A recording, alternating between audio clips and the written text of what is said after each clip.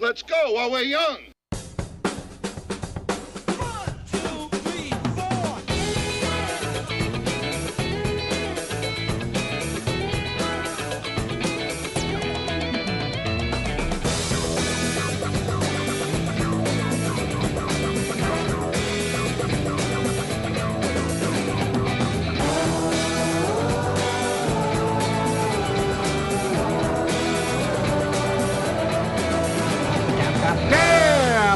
Everybody, get a drink and take a seat. You're in the back room. Well, shake it, bacon. Ooh, bacon. How good would that be? I'm gonna hurry up with the show tonight so I can go eat some bacon. Hey, everybody, it's me, your old pal, Gary. Your old pal, co-host of this very program, and apparently bacon lover. All right, we have a good show tonight. We have a fun, I'm not gonna lie to you. You know how I do my little bit about, hey, we got a good show tonight, and I always say that, but tonight I mean it. I've never really meant it until tonight. I've never meant it till tonight, because tonight's guest, come on, forget about it. Forget it. Dynamo, a dynamo, a whirling dervish, if you will. And she's a former English teacher, so I'm gonna try to not be so ubiquitous tonight. I don't think I used that correctly. Oh, I'm nervous. Oh, I'm so nervous. Here you go. Ross using his show name, Up the Middle. Let's go. Okay, Mr. Getting the plug in there. Go check that out. Go check out Ross's stuff. Okay, so let's forget all this rigmarole that we usually do. Let's be honest, the share to my sonny, your internet girlfriend, you know where you love her. There she is, Maria Jarrell. Maria Jarrell, by the way, Hello. Dangerous on the dance floor. Yes. I might hip check you right into the bathroom if you're not careful. We talked about this, and you've done what, minimal amount of musicals? Because we met doing theater, so like yes. You're not the most fleet of foot. Is that correct? Yes. I am one short of the triple threat. And that one short is my ability to not be able to dance. Yeah. Here's what you got to do, Maria. In fact, I think we talked about this when Danny was on. You have another threat that many don't have. And you know what that is? Remember what it was? Giving hugs. Sarcasm? Giving hugs. You're wonderful. You've got that you know, you're coming into your. Let's be honest, we're all getting a little bit older. You're coming into your Nona stage, your Italian mother stage. So you get this beautiful Italian the bust hugs. is coming in beautifully. It's pulled up a house coat perfectly. Yeah. Perfect. Italian women really are genetically built for hugs, aren't they? Yes, and for sleeping babies, just a nice soft pillow, like while you're rocking on a porch swing, you know. And at some point, you will develop a birthmark on over one of your breasts. Right? Just how it works, right? That's just a given. I can draw one on if I don't. Draw one on, exactly. All right, so let's get to it tonight. Maria's got herself a heart out because her daughter graduates from high school tomorrow. It's that time of year. Couple of things, very quick. Dennis Siegel checking in. Hey, there he is. I don't know, you got some weird emoji. Oh, those little emojis. I can't see what they are. Use your words. We're talking to an English teacher. Use words. It's some sort of weird emoji thing. I can't tell what it is. But anyway, happy Pride Month to all of our friends. Because as we always say, the back room is all inclusive. All are welcome. Ironically, except for people that hate. If you're an asshole,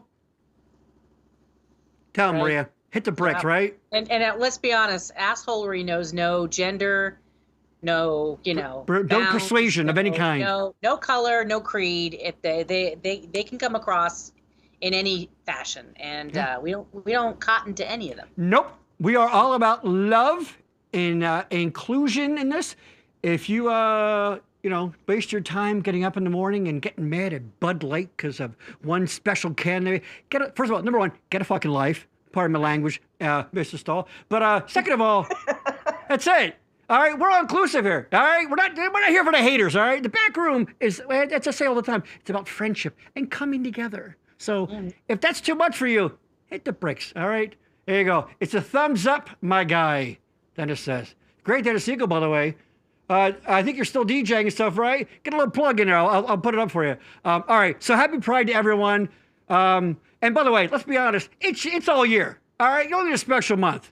All right, love everybody. I saw a great meme about be careful who you hate. It might be someone you love, something like that, which I thought was, genius in its simplicity. So I love that. So we're all about the love here in the back room. Also, as you can see, you can join the chat and we will show them. So if you have any questions, thoughts, concerns, you want to tell us, hey, Gary, your beard looks stupid. I don't care. Whatever. Bingo. There you go. Exactly, Ross. Let us know. And, when you meet our guest, they're going to go, my God, she's devastating. And you might, render a mash note or something. Hold on. This is Michelle Rudder checking in. Was that Mrs. Stahl laughing at your F-bomb? Oh, I don't know, Michelle. You might have to wait and see. Tee-hee-hee. Anyway, of course, so if you're watching this on YouTube, you found it, but go ahead and subscribe. And if you're watching on Facebook, get over to YouTube. Subscribe. The Backroom Network, all one word. Tell your friends. Tell your enemies if you hate the show. Torture them with the show. Whatever. So go to YouTube. Hit that subscribe. But that's all you got to do. That's it. Just hey, how tough is that? And on Facebook. That's it, right? The Backroom Show and the Backroom Network. Lemon squeezy. What's that? Yeah, exactly, right? Easy lemon squeezy. Just do it. I've seen people, we've all seen some of the shit you waste your time scrolling through. Who cares? All right, go to the back room. Yeah. I'm angry. What? No anger. No all anger. love. Oh, Stahl. Oh, We're Siri. love them through this. We're going to love them through subscribing to the back room. It'll be fun. You sons of bitches. Exactly. Yes, Michelle, I didn't even notice actually. I'm not going to lie to you. Stahl, Siri. She must have said it and it spelled it wrong. So we knew what you meant. Yes, sir. DJ Dana of Eagle Entertainment. Thanks for the shout out, my guy. Come on, you're a middle-aged man. Stop with the my guy stuff. Come on. Thanks, fella. No, you bet, buddy. Of course. We're looking for sponsors, by the way. Always open for sponsors. Who wouldn't want to associate their brand and their company with this very program? Two middle-aged people in their basements talking about, whatever comes to our crazy minds. So subscribe, all that stuff. Coming up, the next show, June 20th, the great Kim from Vujade. She is simply amazing. Do you like unbelievably talented people? Well, You come to the wrong place normally, but next show, Kim from Bougie Day. She is simply amazing, and we're going to try to get her to sing a song or two. After that, Trish Ortlip is back. She, of course, if you saw a couple episodes ago, she's a nurse who went on a medical mission trip to Honduras. Well, she's back, baby, and she's going to tell some stories, show some pictures, and of course, she is a nurse, so I'm going to ask her for gross nurse questions. And let's just a little tease, Maria. You might remember a titty Twinkie. Remember that? Oh, yes. Yeah, David. the titty Twinkie. Yeah, find out what that's about. And then on July 25th, my pal, Courtney, she's funny, she's great, going to talk about dating after 50. Let's just put it this way. It doesn't always go so well. And she's got some, so everybody send in, like join us that day and tell us any, even if you're happily married now, whatever, if you got a funny disaster dating story thing, it'll be fun. So, the lighter side of love, I guess. Ooh. Whoa! Did that genius just fall out of my brain? Look at that. The lighter side of love. God, what a gift I give to you. What is wrong? I'm losing my mind. I'm so excited. And of course, this is just added August 8th. My pal, actor Tim Riggs. Tim's a great guy. He's a relatively newish father. He kind of got into fathering game kind of late. He's very talented. He's funny. He's a musician. He's just an all-around fun, nice guy. He's kind of like a modern day Alan Alda, like a really nice kind of guy. So I don't know why we're friends, but so that'll be fun. So check that out. And of course, check out Participation Trophy Wives, our new show on the Backroom Network. Available only in audio right now. They'll be going video soon.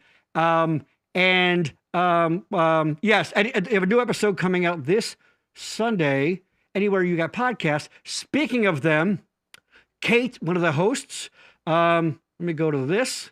There we go. She is doing, I believe it opens next week, doing 9 to 5, the musical, at First Street Players in Birdsboro. So check that out. So go to firststreetplayers.org. That is the number 1 ST, streetplayers.org. Go get your tickets. If you listened to the show a couple episodes ago, you saw Kate. She's awesome. She's hilarious. Were they drunk? You betcha. But so yeah, go check that out. There's a phone number, 610-400-3170. First Street Players. Go get some culture, people. Go get some culture. Come on in your life. I think that's that for now. So that's it. Yes, we did all the plugs. We'll squeeze some more if we have to. All right. Woo! Sit back, baby. Hope you're strapped in. Thanks for the shout out, bro. Of course. Oh, sweet Jesus. Have I got a dating after 50 story? Oh, yes. The recently divorced Michelle. Yes. Tune in. Sorry, just trying to keep up with the lingo these days. Us middle-aged, good-looking people. What can we say? Yeah, it's true. When he puts it that way. All right. Did I mention that he's a genius? I don't know if I said that recently. All right. Today's guest. Are you kidding me? This is a woman. Way back in the 80s, when I was going to junior high west, she was an English teacher there. I didn't have her as a teacher, but she was definitely known as a teacher you wish you had. She was encouraging, upbeat, positive, and guess what? Nothing has changed in 40 years. She's amazing. She is, I call her positivity in motion. Unbelievable. She's a retired English teacher. Now she helps run a small art studio, art gallery in Boyertown. What? Hold on, there's more. She's involved with a newsletter blog called Boyertown Express with the great Leslie Misko. If you're watching, by the way, hi, Mrs. Misko. And she, by the way, when she has her free time, she also has a podcast called Be Inspired. Oh my God, she does too much. All right, please, a big backroom welcome for Jane Stahl. There she is. Jane Stahl, Studio B Art Gallery. Jane, welcome to the back room. What say you? Hi, Gary. And I want to say hi to any and all former students who may be tuning in to your program. There you go. I've heard from a couple of them in the past couple of days. Oh. And it's just so sweet to understand that maybe some of them remember me. And like you, maybe have good memories. This is the God's honest truth. You are... you know, there's like, oh, those hard ass teachers, whatever, which doesn't mean they're bad, by the way. It just means whatever. Because kids, of course, like to try to get away with stuff. And there's like, but there's like cool teachers, but there's kind of two kinds. There's like, let's just slack off and watch movies all the time, cool. And then there's like the you kind, the like actual genuinely like cares and it's like, come on, get in this, have fun with this, you know, kind of thing. And you definitely, you know, I'm not blowing smoke, you know, you're definitely fondly remembered. You are very kind. Thank you very much. In fact, please. One of my favorite things in the classroom was when we were doing one thing or another. Could have been Shakespeare, could have been language study, whatever. But when you know as a teacher that you've made a connection, I used to like to stop and say, "Aren't you glad you came today?" And they'd roll their eyes. That's awesome. There she goes again. Glad's a strong word. You know. Oh, yawn. When's lunch? Yeah, everybody wants to be Jaime Escalante, like stand and deliver. But a lot of times it turns to be more about like, you know, riding the clock. Actually, I know a lot of teachers, some good, some bad, some indifferent. And I've definitely known some who are riding out the clock, you know, and, you know, I guess you get burnout for anything, but so on that note, so because of that, you may hear me, audience, slip and call her Mrs. Stahl every now and then, because it's kind of weird. It's kind of weird when you, turns out teachers are, what's the word I'm looking for? People. That's it. Teachers are people, and they have first names too. So I'm going to try to say Jane, but I have the utmost respect for her. We have a lot in common, besides being both very good looking. We both try to be facilitators of conversation. Am I right? That's kind of the point of all that. So I have nothing but the utmost respect for you. Hold on. Denny, Jane. Everybody loves Jane, of course. Rusty, up the middle. Ninth grade English, gifted English, and speech competition with Junior High East. Now I'm also doing public speaking. There you go. Exactly. Oh, he was an interesting guy. He was a Secret Service agent. He was a minor league umpire, and now he's still doing his thing. Yeah. Awesome. So that's that. Jane, you do too much. All right, very quickly. As I said, I joke with Jane. I said this the other day. I go, your positivity is absolutely pathological. Yes. Yes. Would you agree? I agree. Now, where? I mean, this is kind of a hacky Barbara Walters question, but where does that come from? Like, was that handed down to you, or is it just a determination you made? Are you a bootstraps kind of person? And I have a couple of memories I'll share with you. Please. One of them was the night before I went to first grade. I was so excited because finally I was going to learn to read. My mother the summer before wanted me to go up the street to a Bible school study, and I said, I can't go. She said, why not? I said, because I haven't learned to read yet, and I'd be too embarrassed if somebody asked me. I could not wait to go to school. So that's one. I guess it's just an inherent kind of thing. I couldn't wait to learn.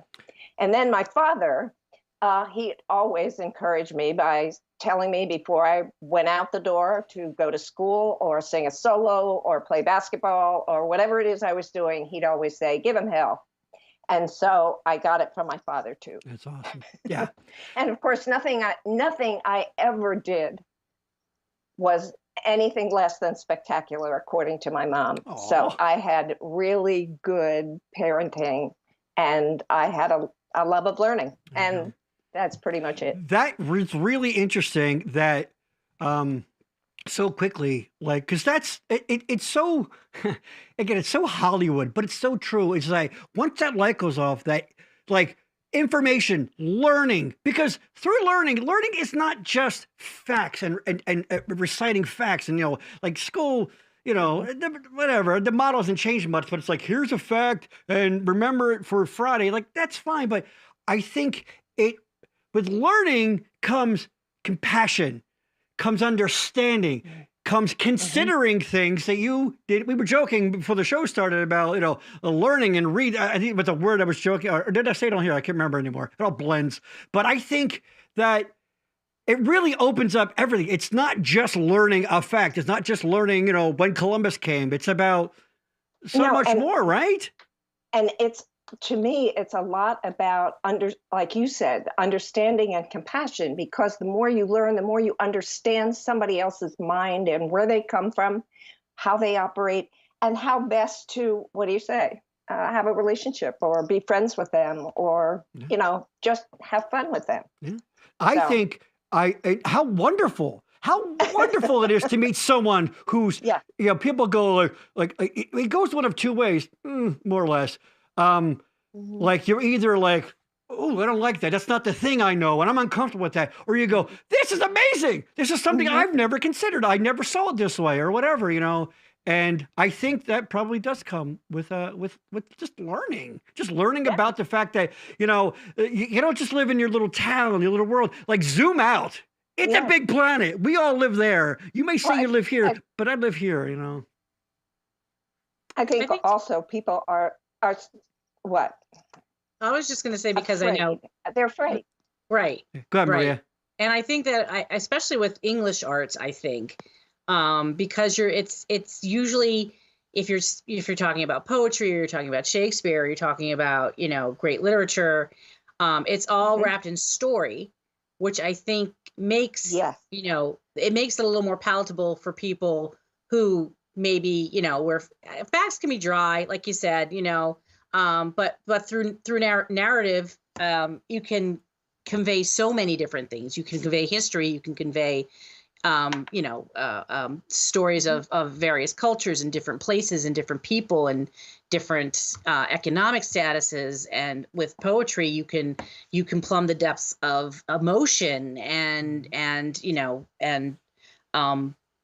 just different, moments in life, whether it's aging or motherhood or, loss. And I think it's a really palatable way for people to understand and get into the learning aspect and the understanding of other things. That's very true. You and I, like I said before, we met doing theater. I spent years as an actor, making a modest living at sometimes. And there are things exactly that were absolutely not arts related, just playing characters or the setting of the show that just opened my mind to things, and you're right. And it's all because, you just got to keep yourself open to new experiences and things. Damn it, people, come on. All right, we're getting a little too philosophical here, but yes, Jane, please continue.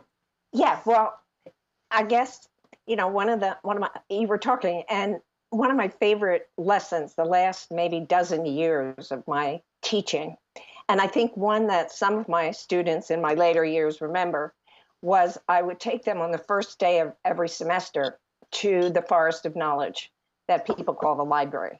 And I'd take the class and we'd sit in the middle of the stacks and I'd ask them where they were. And of course they said the library. I said, no, this is the Forest of Knowledge. And I'd ask them what they saw on the shelves. And of course they said books. I said, no, those are people. Those are people who worked for years to get themselves up on the shelves so that you could learn from them.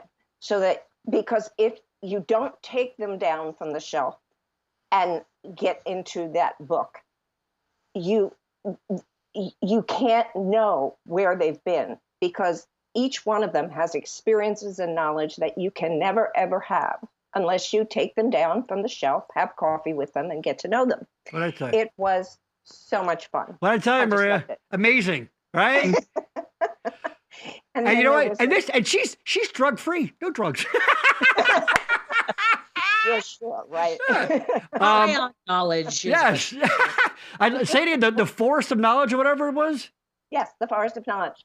And then I read them a story about the old lady in the ancient city. That the old lady would come to the ancient city bearing 12 books of all wisdom and all knowledge, Gary, and said, I will sell you these books for a bag of gold.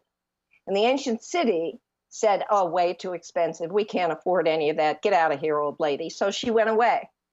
The next year she came back. Now she had 6 books. And they said, 6 books? What happened? It happens, right? But now these 6 books I will sell to you for 2 bags of gold. That made no sense to them, and they sent her away again. They sent her away all the time until finally she came back. She had one book left.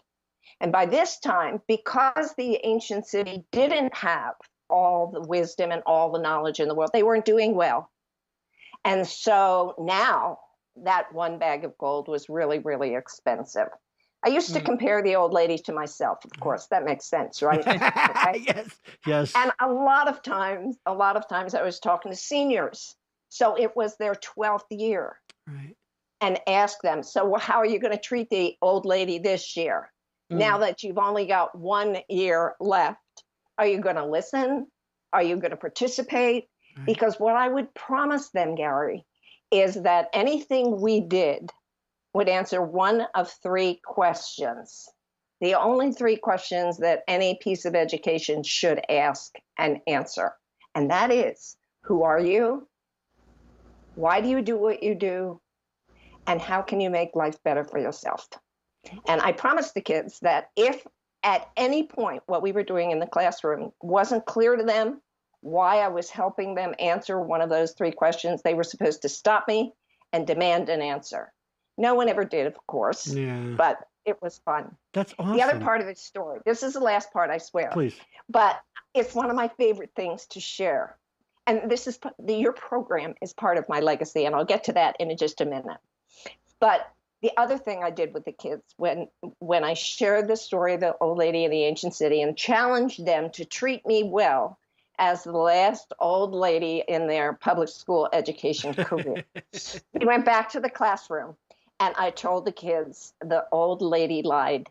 She had an extra set hanging around. And then I'd ask them to name what they thought the titles of those 12 books would be.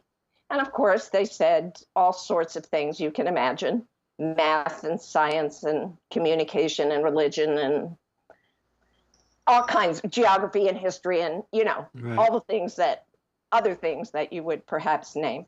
So we had a list of those, and it ended up to be maybe a couple of dozen titles of books they thought those 12 books of all wisdom and all knowledge would have.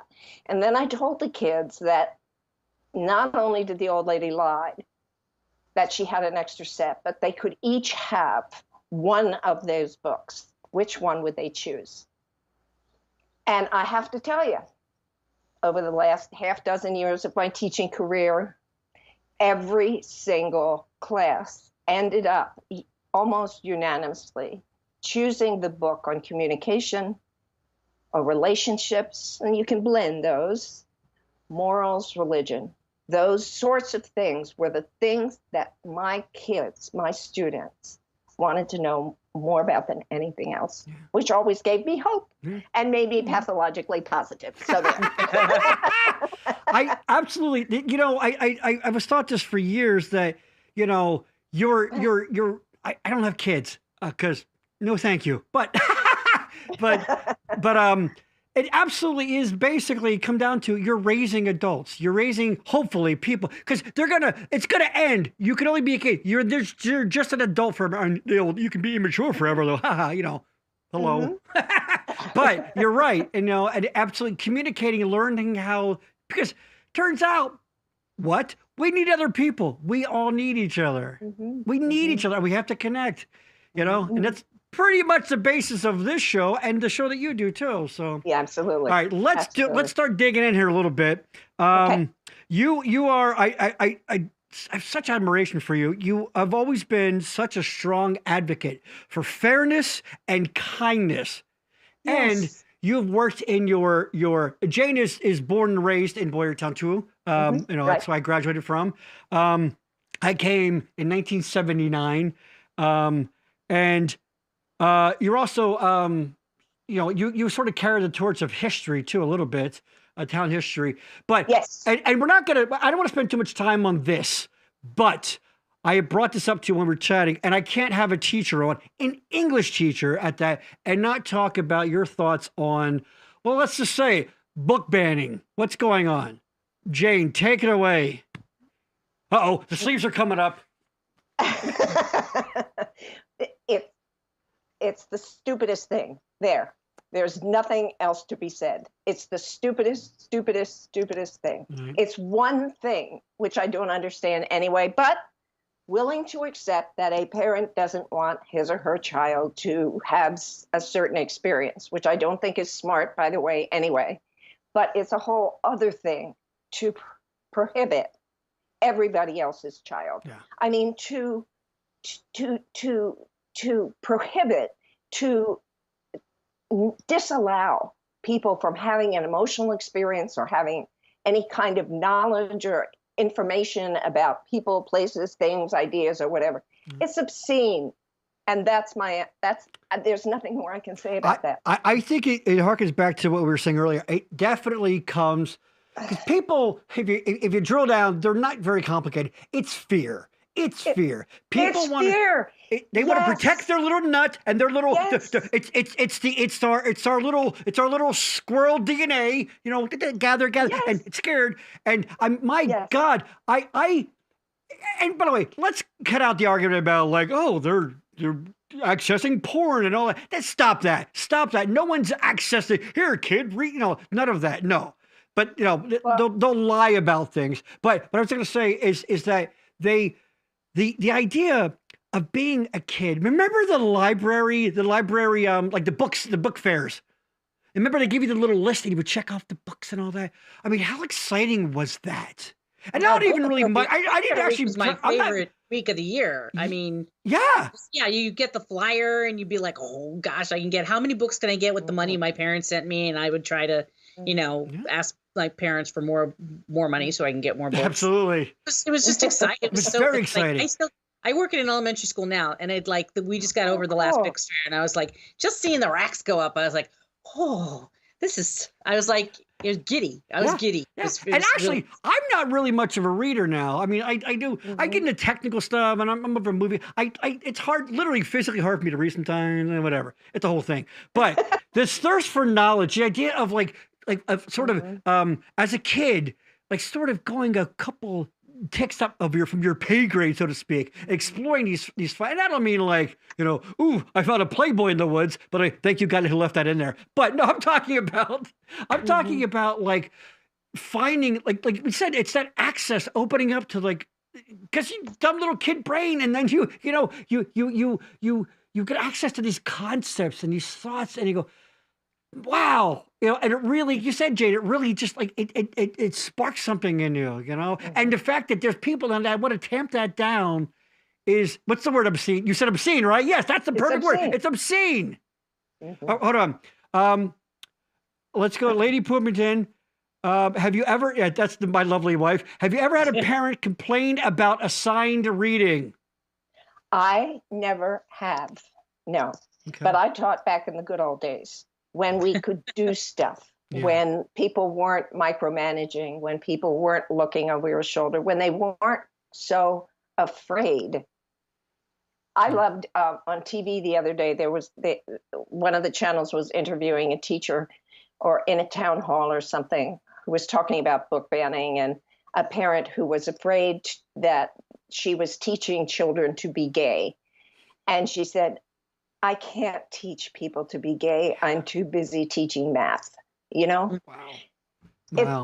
Yeah. Now at Studio B a number of years ago, we had for 6 weeks, I believe, I invited the public to come to Studio B to talk about books that concerned them, and that we'd have a discussion about what their concerns were, and, how they might look at things just a little bit differently, or what the benefit of that particular book might be that they might want to reconsider, allowing their child to read it. Nobody came, of course, but we talked about Lord of the Flies. We talked about Catcher in the Rye, because they're always on lists of banned books. We talked about somehow To Kill a Mockingbird has gotten there now. To Kill a Mockingbird, probably my favorite book of all time. My lovely wife and I directed a production of it back in 2000, and it was a wonderful artistic experience all around. And the idea that someone would want to, well, whatever. Yeah, Anyway, another question very quickly here from her. Have you ever, it's just sort of the opposite, and you kind of touched on this. Have you ever had a student read a book that altered their perspective? Like, Well, I wouldn't be able to know that very well, of course, because I can't get into their minds, but maybe they shared it with you, right? exactly. But students, I just wanted to make that clarification, but Sure. students have shared that reading a particular piece of literature or whatever, or even just studying a particular piece with me had made a difference. And I love Maria. I would imagine Shakespeare. I'm sorry. I imagine that you hear about it much later, though, too, right? You Oh, probably, when you were teaching junior high, you probably didn't have too many eighth graders saying it, but I bet you had that 35-year-old former student saying it, right? Do you know what? On that note, this is something kind of completely differently, but of course, that my husband and I coordinated the Bear Fever Project in Boyertown. Mhm. And that was so There it is. much fun for me. Right. And what was the best part of that project was that the kids were with me on that project doing everything. I mean, they went with me when we were looking for sponsors. Right. Okay. We spent the summer of 2004 either in my house, calling business people and saying, hi, we're doing this project. We'd like to come and talk to you about it. Perhaps you'd like to participate. Mm-hmm. And we'd pass the phone around. It was my turn. I'd do one, and then I'd hand it to one of my students and say, okay, now it's your turn. Right. And on rainy days, we were inside in my living room passing the phone around. On sunny days, we did that in the pool. Right. We passed the phone around while we floated in the pool. It was so much fun. Very quickly, let me interrupt here. Just for a little background, because, we have people watching from all over. The Bear Fever is, and a lot of towns have their own version of this, but it's an initiative. The hometown high school mascot is the bear. So it was a project. Well, very quickly, Jay, you explain it better than I can. Okay. It's a community art project in which we secure fiberglass bears from an outfit in Chicago called Cow Painters. And then what we do is invite businesses or individuals or organizations to sponsor one of the bears, which means pay for them. And then we have an artist who decorates them and clear coats them and installs them wherever it is appropriate for that particular business, organization, or individual. Right. So far now, we debuted that project. And like I said, the kids did everything. They helped sell bears. They wrote for grants. They went to meetings to talk about the project. They wrote articles. They took photos. They did everything. It was so very cool. Mm-hmm. But I forget what I was going to say. That's okay. You were killing it. You were killing it. That's all right. But here's the point I wanted to make. Everywhere we went with the kids to talk about the project. And we made cold calls on the street. The kids would say, I'd say, okay, I will do the first one and then you do the next one. And they would say to me, but what if this person that we talked to says, no, they're not interested? I said, they're going to. Right. And then I was able to take them back to my experience prior to teaching in Colorado, where my husband and I lived for about 6 or 7 years, where I sold World Books, encyclopedia, door to door. Right. And the World Book people at that time promised me so much money if I saw 100 people. They promised me more money if I saw 100 people than I could make doing almost anything else at that particular time. Right. Anyway, but what they taught me was if you believe in your product and you see enough people, eventually you see 10 people, one will buy. You see another 10, another will buy. Yeah. And they were right. By the end of the summer, I made more money than they promised to pay me, and they paid me more money. They paid me the commission of what I was worth. So anyway, I told that story, and it was, Gary, it was the coolest thing. On the street, the kids are nervous. The kids are nervous and saying, but what if they say no? Right. And all of a sudden, that memory of selling World Book came back to me, and what I learned from that, and I was able, in the moment, it was just I love that you had kids chasing the Glengarry leads. There you go, little theater reference there / movie reference. Hold on, let's go back to hold on. Oh, must have been. Oh, Clyde checking in. Yeah, hey, Clyde, remember when you left the last one? Gary who? That's not, I'm right here, goof. But he does say hi, Jane. Hi, Clyde. And he says, where's He Paul? and I graduated together. Yes. Oh, I know Clyde very well. Yes. Clyde is a pain in the ass, is what Clyde is. But anyway, the point I wanted to make with you was that everywhere I went, somebody remembered me as their teacher. And happily, at least at the moment, they shared positive memories with me. It was really so cool. I remember going to Art Funeral Home, and the kids and I went in, and his first question was, "Hey, kids, is she as crazy as she used to be?"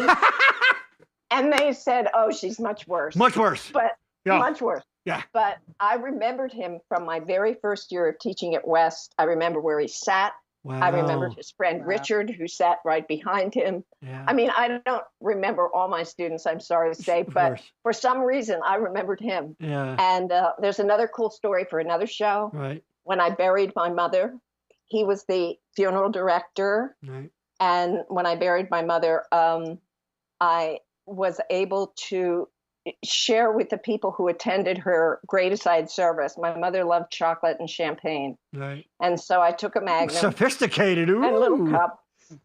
And I took a box of Whitman samplers and passed it around so that everybody could have a little shot and a piece of chocolate. That's awesome. And whatever was left, we poured in her grave. That's awesome. So he remembers that too. That's so amazing. that was fun. I like to have fun. So yeah, let's anyway. And also basically at the crux, there you go, love you guys. There you go, thanks, Clyde.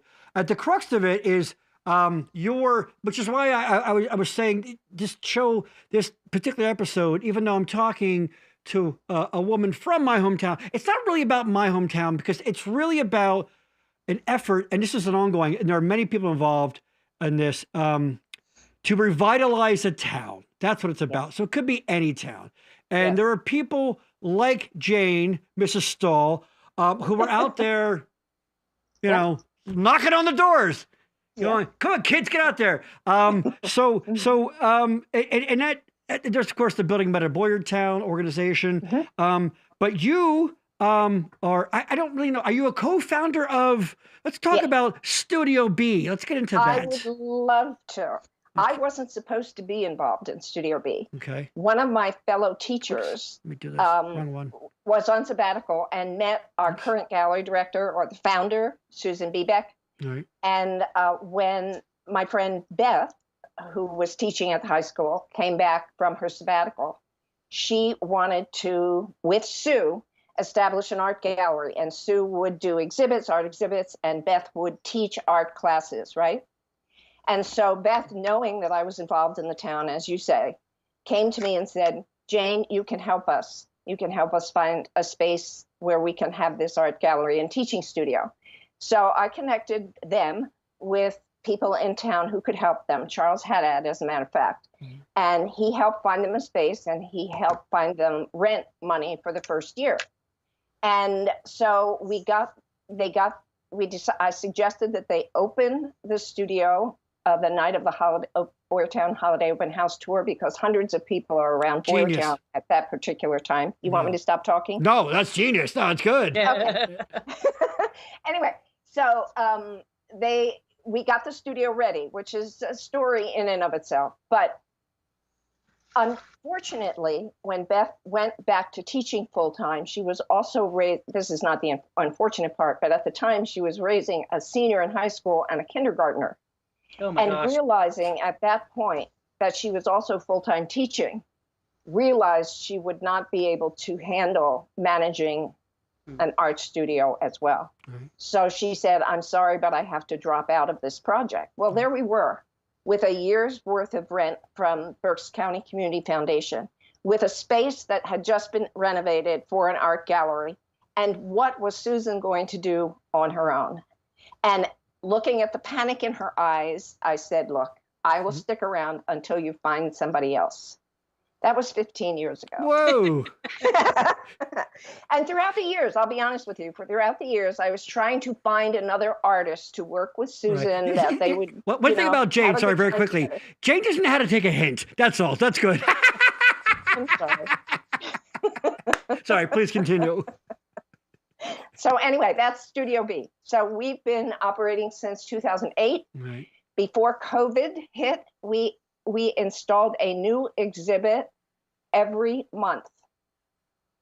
And then when COVID hit, we had to slow down. We transformed, went into a digital virtual gallery for a while. Right. Serendipitously, I started my podcast weeks before COVID hit. Yeah. So it gave me some socialization and an opportunity to be creative and continue and all that kind of stuff. So that's Studio B. Let's show Charles into everything a true humanitarian. Unfortunately, we had to put up with the Philly only kidding. Phil does so much. Clyde, these are very inside jokes things. No, Phil's a nice guy. Let's go to this. There you go. This is the Facebook page. Mm-hmm. There you go. Studio. There you go.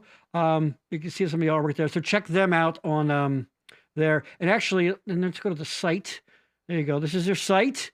It is it's studiobbb.org, I believe. That's right. Yes. And you can check out, here's the thing too, and we'll show the photos soon. It's not just exhibits, there are classes you can learn. So let's cut back to this. Let's go to those photos now. Actually, let me bring that up. I got a lot going on. Jane, I spin a lot of plates here. Spinning a lot of plates. All right, let's go through some photos here.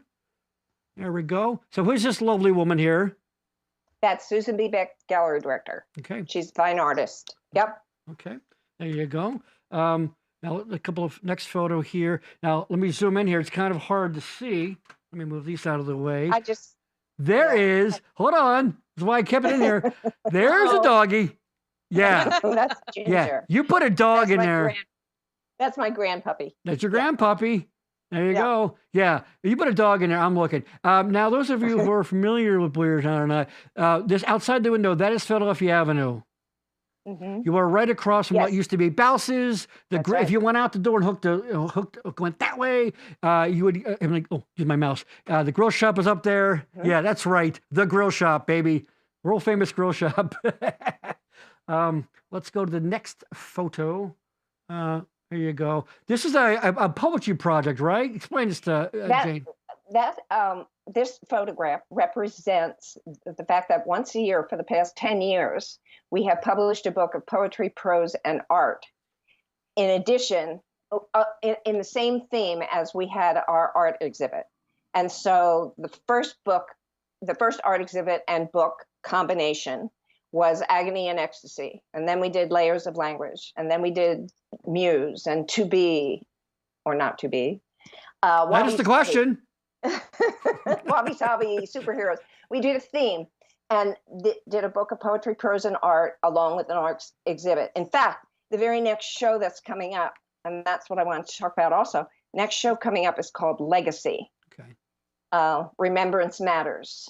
And I just received yesterday a proof copy.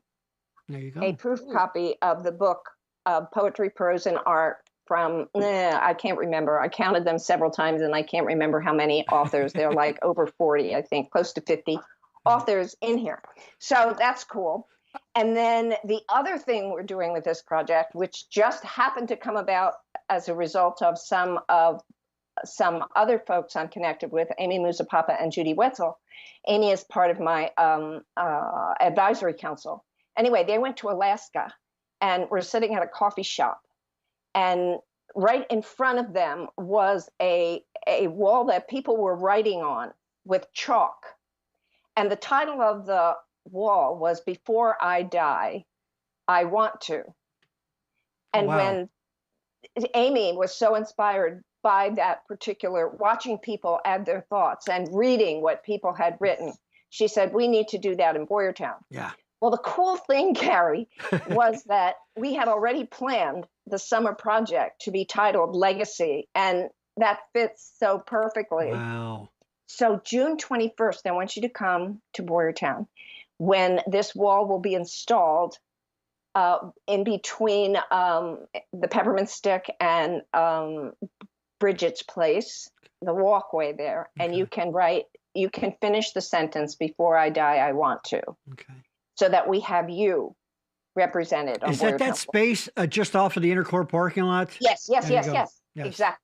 Anyway, what this photograph shows is the first couple years, Susan put every page of the book on a slab like you see there hanging from the ceiling, and people could walk into the studio and read the poetry and prose that people had written, as well as seeing the art at the time. And that's one of my favorite photos of the studio, because it combines literature and art.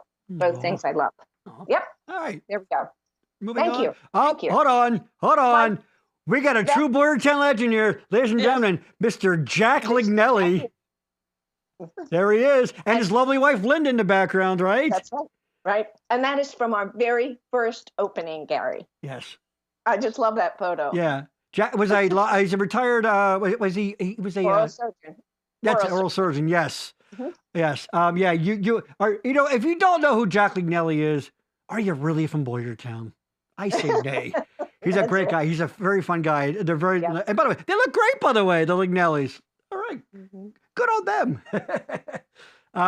Okay, now this is a class. This goes into what we're talking about. What's going on here? Well, they're learning art techniques, and that was from one of our very first year. The gentleman there, his name is Gene Esther. Okay. And every kid who worked with him learning art stuff absolutely loved him. He is a clone of mine. We share the same pathological positivity, and the same energy, and the same love of what we do. He now has his own thing going in Reading called Art Corner. But he was with us at Studio B and taught lots and lots of kids at Studio B for many years. And like I said, every kid absolutely loved him. And we hated it when he left, but we loved him and wanted him to move on. So That's awesome. Great. Next one. Now this, I assume. Do you recognize me? Yeah. Well, yeah. You're very short there, and I don't recognize. You're wearing your no. It's not you. No. This, I assume, is the Chilling on Main event. That's right. Yes, that is a Christmas themed street fairy thing. I guess they have every year. Yep. There's a young lady enjoying it with the snow. That is Sue Bebeck, our gallery director. That's her daughter Edie. Hi, Edie. And she is now like 25. And oh my goodness! Absolutely gorgeous. Oh. And I'm wearing the Mrs. Snowman outfit. Ah, well, there you go. Probably got you probably got that at Swans. Am I guessing? Did you get it at Swans costume shop? I have no idea. That was the big costume shop down there. But my husband and I used to play Mr. and Mrs. Snowman. Oh well, hold on, Jane. Do tell. Oh, I thought you meant. That's a different episode. That's a different episode. That's okay. We check in very quickly with the chat. My mouse is being weird. There we go. Oh yeah, there you go, Ross. Jack yanked my wisdom teeth. Yeah, I think Jack put a lot of Boyertown people's teeth, right? Yes, he was the go-to guy. All right, next photo. This is now another class. What's going on here? Oh, that just happened this past year. Okay. The woman at the very end of the table. Okay. Her husband had died. Okay. And he loved art, and he loved painting little animal figures like that. Yeah. And so as part of his celebration of life, it had many parts. They met first at the gravesite, and then I think they went to lunch. And then they came here to have an art activity. And then they went to Bear's Mill, which was a place he visited often in his youth and loved it. But these are adults doing an art activity, having fun together. And we do art parties at Studio B for children and adults all the time. There you go. You get that, people? Art parties. It's not just, I don't know if I want to. You get involved. All right. Unleash your inner artist right there. Look at that's amazing. That's incredible. I love that. Next one. Now is this the Edible Woman? Yes. Show currently. Okay. Currently, and this is the work of Yenna Hill, and I just love her. I love the whimsy in her work. The one at the top left is called Baker's Dozen. Get it, Maria? Do the math. And the one at the bottom is breakfast, something about breakfast. Okay. I can't remember. Okay. I think I may have titled it on the, I can't remember. Well, you know what, people, you'll just have to go and find out for yourselves. That's right. You'll just have to go see this in person. Go see it in person. I think the next one is another bit of whimsy, a patron having some fun. Yes, I like this one. Yes, this was fun. Steve Fabian painted that painting, of his wife, and it's called You Are What You Eat. Right. And I just found it charming, and the woman came in, saw that painting, and made that face. I love it. Just love it. Yeah. See, art isn't all stuffy. Art can be fun. No. Absolutely. No. Yes. My favorite pieces have touches of whimsy in them. Yes. There you go. Yeah. I prefer dogs playing card games, but that's a whole different thing. Next up, playing poker. Yeah, there you go. I love this one. It's so artsy. Bill Vitiello. Bill, yes. Who has been on your show? I heard the episode. He was on your podcast. Oh, yes. Mm-hmm. Anyway, Bill Vitiello is a photographer, and he asked me if he could come and take a photo of the studio, and it's such an artful photo. It's gorgeous. It's just absolutely love it. I had to share it with you. Yeah. And this is the last photo. And he's the one. Oh, please. He's the one, by the way, who taught me how to create a podcast several weeks before COVID. Yeah, I owe him a lot. Good job, Bill. And this is the last one. This is a wonderful. It's not just art, it's the art of love sometimes. Boom. There you go. Now, I believe the dearly departed former mayor of Boyertown, right? Marion Deary there? That's correct. Yes. She was the officiant. And that's Barb and Rick Hunter. There you go. Yeah. Anyway, the studio cleans itself up really well. Yes. They had a lovely wedding, and it was very, very, very economical, shall we say. Oh, that's wonderful. Yeah, so there you go, people. All kinds of fun and creativity and love. See, it all comes down to love again, doesn't it, Jane? Yes, at the core of it. Yes, it does. It's all about love. All right, so we're gonna do a little speed right here because I think we can squeeze the show in, Maria. So let's quickly talk about the Boyertown Express. Hold on, let me. I need to escape out of here. Let me get rid of that. There you go. Oh, people messaging me. This is. Let me show this here. Boyertown Express. The Expression. I'm sorry, I'm saying it wrong. It's Boyertown Expression. Yes. Let's go. Let's cut over to this is their Facebook page. Right there. Check it out, Boyertown Expression. And of course, this is the website. Yep. You can go. It is Boyertown Area Expression. .town? I can't. Yeah, look it up. Yeah, if you Google Boyertown Expression, tell us about this. Well, this happened not quite a year ago. Leslie Misko, whom you know and respect and value, a fellow English teacher of mine, lost her husband, Bob, almost 2 years ago. Also a teacher. Right. Yes. An administrator in Emmaus, for those of you who may not be in the area. Anyway, so last August, she just called me and said, my son Sean thinks I need to do something with my life since Bob died. And he registered me to become part of the Patch Labs, it's called, where you can be a citizen journalist, basically, and create your own newsletter. She said, I won't do that. It sounds interesting to me, she said, but I won't do it by myself. Are you willing to be my partner? And I love Leslie. She and I go back a long time, have had many great memories together. And I was so broken up with her about the loss of Bob, and I couldn't say no. And so I said, sure. So we got together and we invented this newsletter. And Gary, we've been publishing every single day. Something. It's a very hyper-local newsletter. We write about people, events, and opportunities in the Boyertown area school district area is what our focus is. But we've had very, very, very positive reaction to what we're doing. But since it's just the two of us, sometimes there's only one news story a day. Yeah. But we are happy, and I'm putting this out there, we would be happy to have other people who like to write, who want to write, maybe once a month or something like that, if they are involved in something and something's happening in their organization. We would love to have them put together a little article. We will help them if they're,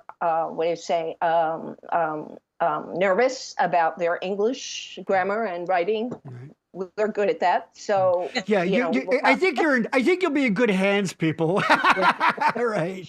But we'd love to have some additional writers, is the point. But we're having a great time. We are really having a great time. And I'm happy to say that just yesterday, one of the folks from Boyertown, from the Boyertown Historical Society, Luann Zambanini, whose husband I taught, like I taught you years and years ago. Yes, it's Chris Zambanini's, that is Chris, it's Rob, right? Yes, Rob? Yes, I went to school with his younger brother, Chris, also a great guy, yes. There you go. Yeah. Anyway, she submitted an article for us, and, it'll be debuted on Boyertown Area Expression tomorrow morning. So it's about a really cool thing that's happening this Sunday. What they want people to do. Jane, hold on. Let me interrupt. You got to work in your marketing. You got to say Sunday, Sunday, Sunday. You got to make it really explosive and fun. If you miss this, you'll wish you hadn't. Right? You will shame your family if you miss this. All right, please continue. Go. I just got you 100 new viewers. There you go. Go. There we go. Anyway, so on Sunday, they want people to come to the State Theater, the Historic State Theater, for a documentary that was created, now I can't remember, I forget. Well, tell you what, people, go to Boyertown Expression. Yes, there you go. On Sunday. Now, is there contact information on the site here for people to reach out and become a part of this? Yes. There's an about. Box there, sign up. There you go. Contact us. Couldn't have been easier. Anyway, I have to tell people about this, though. They want people to go see this documentary, and on their ticket is going to be the name of a person who attended the Opera House theater program, the Night of the Fire. Right. The Night of the Fire. And then after the documentary, they want them to go visit the Fairview Cemetery, where a lot of those people were buried, and see if they can find the name that was on their ticket. Very famous. Interrupt. It's that and the some shirt factory back in the day were the two major.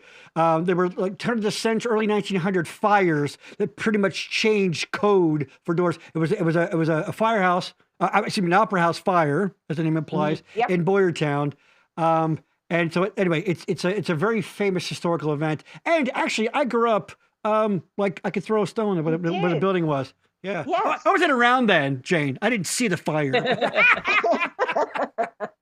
So that sounds interesting. So you check that out. Go to Boyertown Expression. I'm putting the gas down a little bit, Jane. So Boyertown Expression, check it out. Find out about this event. The Great State Theater, by the way. Lovely old, what do you call it? Mission style building that's been around forever. It's wonderful. Yep. Hold on. Ross, I love Leslie Misko. Yeah, exactly. Who doesn't love great teachers? In fact, and this is his next question, and we can slide right into this. What is Jane's podcast, and where can we hear it? Perfect timing on that, Ross. Now, among her several million activities, which is time. By the way, very quickly, Boyertown Bears. There you go. It's outside the BBB building, I believe, right? No, that's outside Firefly Cafe. Oh, that's what I said. Same thing. It's actually right next door to that, isn't it?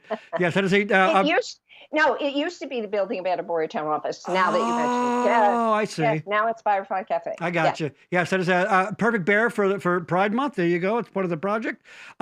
Jane has a wonderful podcast called Be Inspired. By the way, very quickly, where'd you get your logo? Because I love this. I love the use of the stones. I do too. It's whimsical, and I love whimsy. Bill VTLO brought it to he gave me several suggestions for what a logo might look like, and I picked that one. Okay. So you'll have to ask him where he found it. That's awesome. I know, I love it. So give us the the first floor. You've got 10 floors, Jane. You got 10 floors. We're in the lobby, and I want you to explain what your podcast is about before we get to that 10th floor. Ding, go. I like to find out about people, what inspires them, a little bit about where they first got inspired, about what it is they're involved in. And I just am learning about people. It's about loving them. Yeah. Jane is absolutely, let me cut to us, absolutely what drives her is, it's literally be inspired. The show is about what brings that passion to you. Jane loves to find that fire, that little flame, that little pilot light inside people. You're like, you can use that, Jane. You can use that. That little flame that burns inside of people, that drives them to do what it is that they have their passion about. And it's awesome. And as you can probably imagine, she's very excited about it. So I love that. Yes. Now, how do people hear this? Be Inspired is on 7 different platforms, and I don't know all of them, but it's Spotify. Spotify's the big Google, one, yes. Apple. Yeah, basically. Castbox, Anchor. I'm sorry. Yep. Tell you what, we'll do sorry, one more time. So Spotify, basically, here's what you need to do, people. It's very easy. If you have an Apple, if you have an iPhone, go to Apple Podcasts and search it. If you don't, or whatever, go to Spotify. All right. And there's always a lot, like we put this show out on audio too, and there are a bunch, but you really don't need that many. It gets a little complicated. Just get Stitcher or Spotify. If you don't have it, even if you do have an iPhone, download that, get the app. It's free. There you go. And go check out Be Inspired. I know you have my buddy Kim Welch on. Yes. Yes. That was a great show. You two. That was are going to be both mayor of Boyertown someday, but that's a different story. She lives in Gilbertsville, so she'll have to move. So, yes. Yes, she and my son share top spots in my Be Inspired podcast. Yeah. A number of times people have listened to it. Anyway, the other thing I wanted to mention was what? Oh, if you go to Google and type in Be Inspired Jane Stahl, it goes right to it. Absolutely. That's all. Yeah, it's not that hard to you can be listening. Don't listen now. Don't listen right now. I'm just looking. I'm bookmarking it. That's all I'm doing right now. Yes. Now, it's everything you would want it to be too. Like, you do this thing. Go, tell me how you got into that. And it's like, and it's awesome. Yeah, Jane, it's wonderful. So check that out. Yeah, anywhere where you get podcasts, basically. Be Inspired, Jane Stahl. You'll find all of that. Very quickly. Also, let me cut to this real quick too. Bear Fever also has their own page. Bearfever.org. Check that out. You can find all about the. People can check that out themselves. We got to get rolling here. We're going to wrap this up very soon, but check that out. And of course, all the other things, the expression. My God, there's so many things. Studio B. Go check it out. There you go. Ross followed. Boom. There you go. Done. Yeah. So now it would, Maria, I think we're going to make it. Jane, first of all, let me get this out of the way. Teenagers above me. I'm just saying this right now. There you go. Jane, you really, really, to use your word, you are inspiring. You are amazing. Oh, you're very kind. We should all have, and through it all, you've never lost your gentleness, your kindness. I joke when we always do a tech call before the shows to make sure things are okay. And I said, I joked and said, she would have made a wonderful waitress because she's very accommodating. Everybody okay? Everybody good? You good? You guys need something? You're good. Okay. Hey, Jane likes to, which of course made her an amazing teacher. Like she wants, like she's everyone's biggest cheerleader, I think is a great way to say it. And I love that. We need more of that. And I wasn't going to get political, but less of some other people that are very negative. And well, you know what I'm talking about, Jane. Very quickly. That's one thing that always makes I think an excellent teacher is like, and I always used to tell Ellie this when she would ever. I mean, she had some really wonderful teachers in her career, which is ending tomorrow, by the way. Yes. And I always used to say to her that good teachers want you to succeed. And they're there to do whatever they can for that to happen. Yeah. And you do know what those, when you come in contact with those teachers, like that, they will go above and beyond. I said, never be afraid to ask a question. Never be afraid to say you don't understand something or something's not quite clicking. I said, there's nothing a teacher loves more than seeing that light snap on when a I hear kids or a concept or trying to understand something, and it finally connects with them and they get that spark in their eye. It's beautiful. The best feeling in the world. Awesome. So I always would tell her that little shot of dopamine, right? Yeah, absolutely. What was I going to say? I forget. Oh, very quickly. Now, Jane, this has to be lightning round, okay? You has to be quick answers, okay? From Lady Poopington, your favorite author, go. Oh, Shakespeare. Ooh, going with the Bard. Mm-hmm. We all know Bacon really wrote those. No, I'm kidding. It's fine. Doesn't matter. Yeah, it's the words, isn't it? It's the words, not the person. Words. There you go. Yeah. Beautiful. Mm-hmm. And your favorite artist. Oh, that one I can't answer.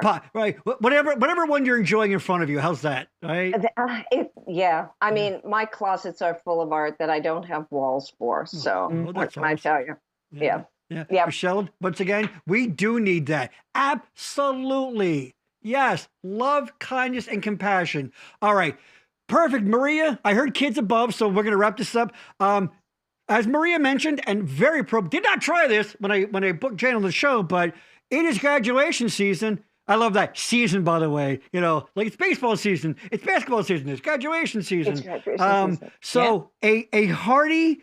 Oh, by the way, one more thing, very quickly, Jane. I know you were true.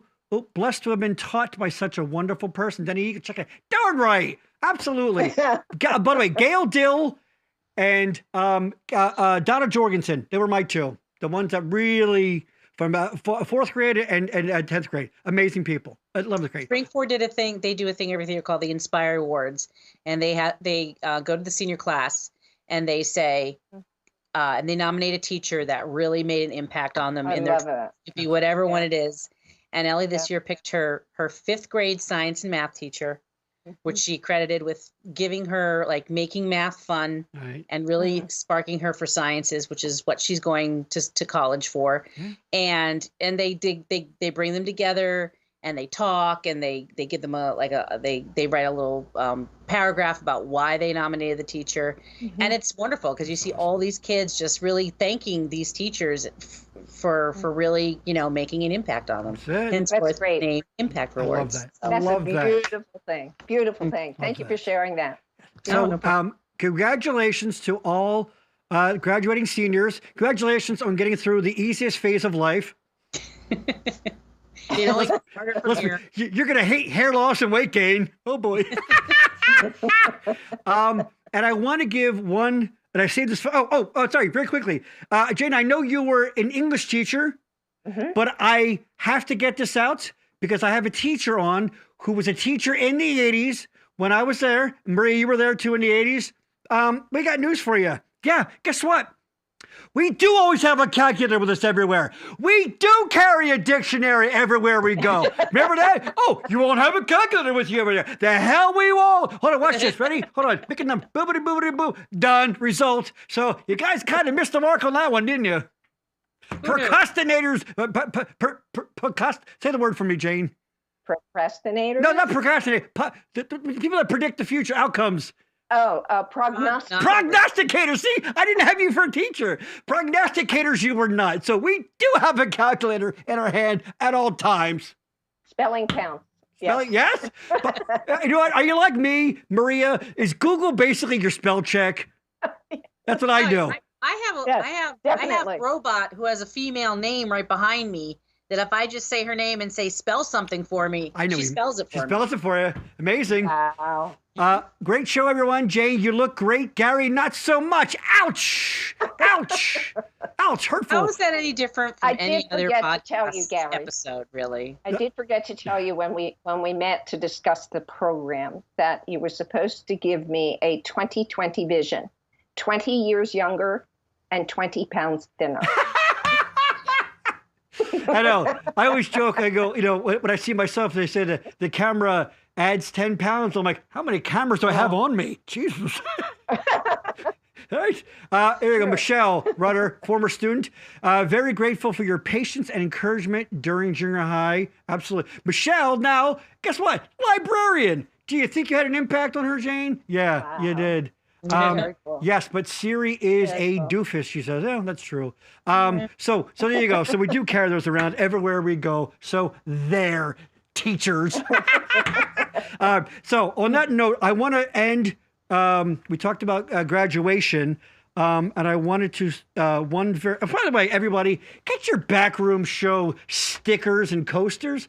Come on, look at that sweet ass swag you got. All you got to do is reach out to me. That's it. Gary@backroomnetwork.com. Cost you nothing. In fact, cost me money to mail it out to you. So Jane, I'm going to text you later on, get your address. You're going to get some backroom show coasters and some stickers. Oh, look at that. Be the envy of your neighborhood. And you can stick one on the grill shop window. That'd be great. I would appreciate that. I think that's everything. Go see Kate at 9 to 5, First Street Players. Jane, any plugs? Studio B, of course. Studio B. Studio B, yes. Taylor Backus Glass Studio, and the library, and the Historical Society, and the Museum of Historic Vehicles, and Berksmont Business Association, and the Philadelphia Street Fair this coming Saturday. There you go. We used to call the sidewalk sale back in the day. Yep, that's right. Love it. Now they have it on Saturday, much smarter. And I know I forgot lots of people, but if you go on... You don't have to plug all of Boyertown, Jane. It's okay. You're not single-handedly responsible. Boyertown will take you all over the place as well. So anyway, thank you so much for having me on your show. I hope it wasn't too boring. Oh my God, you kidding me? Amazing. All right, one more quick thing I want to squeeze in. We talked about high school graduations, and congratulations to everyone. There's one specific person I would like to send out. I saved it for the end because if you are a regular viewer of this program, you remember back at the end of last year, I lost my pal Barry Geisler. Wonderful, wonderful man. He died of cancer in September, and his daughter was a senior this year. And she not only graduated second in her class, like a week or so before high school graduation, she graduated from college, and she got an associate's from RAC. So amazing. And that is a testament to her upbringing, her parents, and her wonderful mother, Angie, who I joke with Maria. So I said, there's good witches and bad witches. Well, there's good bitches and bad bitches. Angie is a good bitch. Angie is tough. Angie is forward motion. She got knocked down. I mean, how do you not from such a horrific event? But she got her daughter over the finish line, and she did a great job. And she honors her husband.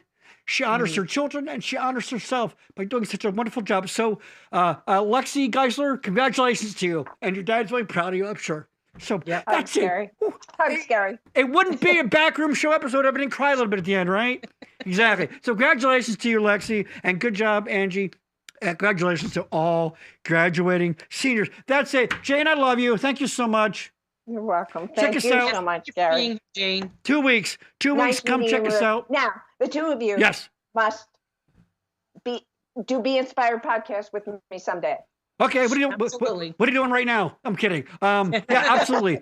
Absolutely. All right. Maria, go enjoy your house full of, sugared up seniors. Teenage girls that are going to go watch High School Musical and relive their youth. Ooh, yeah, relive their Yeah. I love that.